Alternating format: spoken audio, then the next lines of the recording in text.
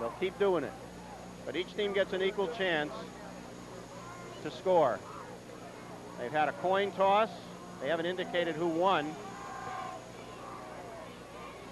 Clock winding down in the timeout here.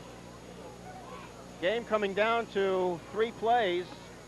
First one was Deerfield missing on a fake extra point attempt for a conversion.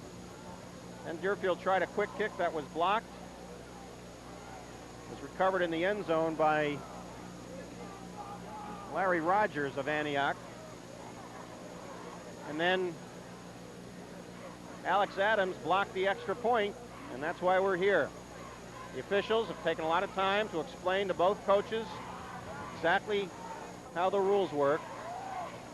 And as I recall, the only overtime game that Deerfield was in before happened, I believe it was 3 years ago, on a rainy day against Waukegan West.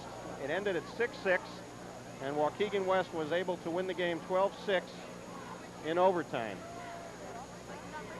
They're back out at the center of the field now. Thought they had done the coin toss already. Jerry Baller, Bill Bertram, Bubba Matthews out there in the center of the field, along with their counterparts from Antioch. Officials are going over the rules once again. Not sure if this is the best way to do it or not, but I guess it's probably the fairest way. Give each team an equal chance. This is a lot of meaning going along with these playoffs. A lot of seniors on both teams who are playing their last game right now as a high school football player. It certainly has been a tight game all the way through. Certainly have been some key plays that have made the score what it is.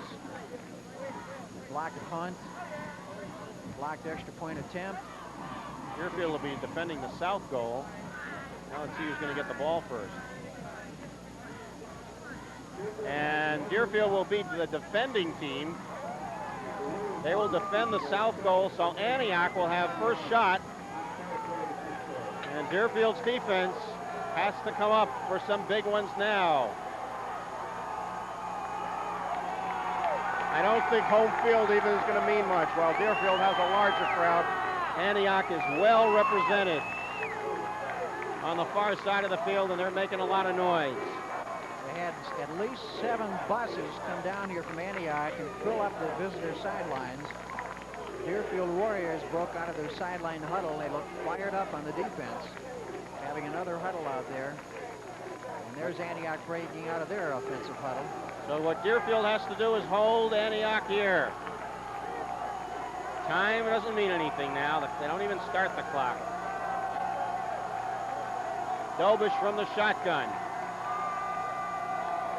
Doesn't even move. Looking for a receiver. Throws. Incomplete. Jamie Solom on the stop. Zissy, the intended receiver. Make it a second down. Each one of these plays is so key to this game. And you can see that one with Zissy coming across through the secondary. And a nice defensive move by Jamie Solom.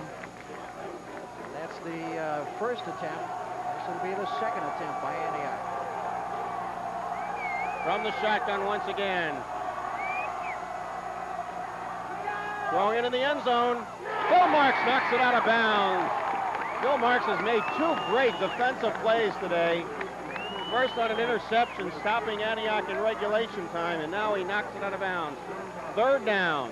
It was Chris Haley who was intended for this time. And now a timeout call. Well, they're not showing any time on the scoreboard, but Antioch is indicating a timeout, so the officials must be keeping time down in the field. That last play was the 30-second pass thrown by Antioch. And there's the coach, Steve Wapan from Antioch, coming out to talk with his players. I'm not sure how many timeouts a team has. They get the normal time to put the ball in play if it's not a timeout. See if we can find out how many timeouts a team has. This will be their 3rd attempt coming up. Coach Andy Ferrisy coming out of the Deerfield defensive huddle. Deerfield Warriors looking fired up on defense, and they've got to be at this point. Now the Deerfield players trying to excite the crowd. They're waving their arms. A lot of noise here.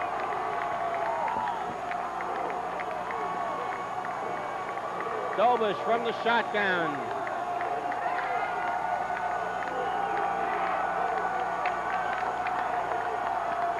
And Dobish is trying to call something. He rolls out to his left to throw. And it's into the end zone. It's a touchdown. Completed to number 22, Robert Zissi, who was open in the end zone, being covered by Jamie Solom, number 45. And that puts the 6 points on the scoreboard for Antioch. Now, what are they going to do? Are they going to go for two or try to go for the extra point?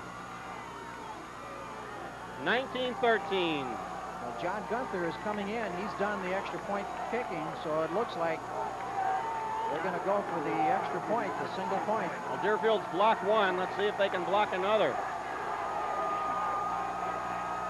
It's placed down. Kick is up, and it is good, and we have a 20-13 game. So now we'll go down to the other side of the field.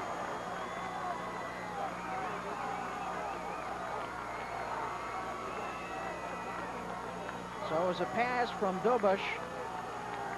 So Deerfield has to score. To Robert Zissi. And then the extra point conversion by Gunther. Actually, they won't go down to the other side of the field. They're going to stay right down there. Just reverse it. Here come the Warriors.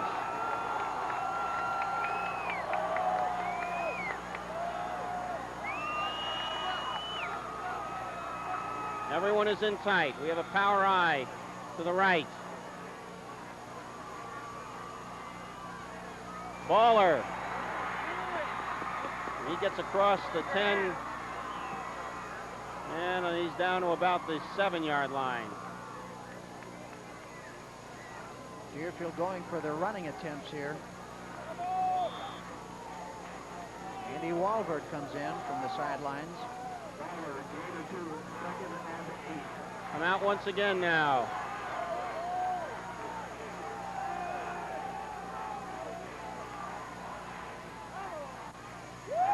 Going through the center of the line for no gain is Baller. That'll make it a 3rd and 8. Deerfield with 2 more chances.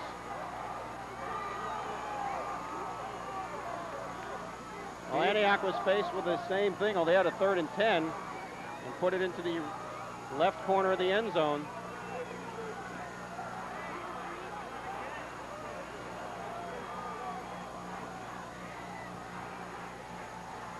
Again, everyone in tight.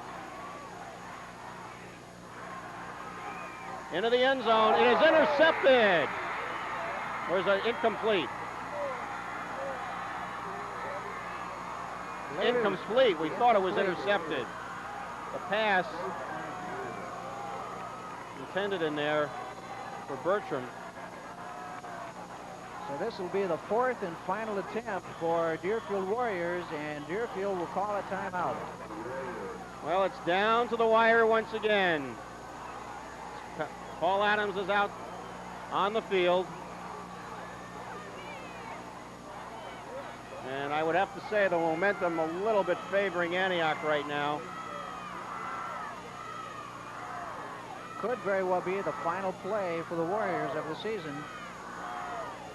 That last play was a beautifully thrown pass, but it was batted away at the last second. And it's getting a little dark now. Coach Adams came in and called a play just at the end of the first half with about 30 seconds left that led to 1 touchdown. Deerfield crowd starting to move up across the track on the far side of the field, coming in behind their team, anticipating that they may be the victors. Coach Paul Adams coming off the field. He starts to run as you see the Warriors break out of their huddle. We've got Kirsten split out to the right side now.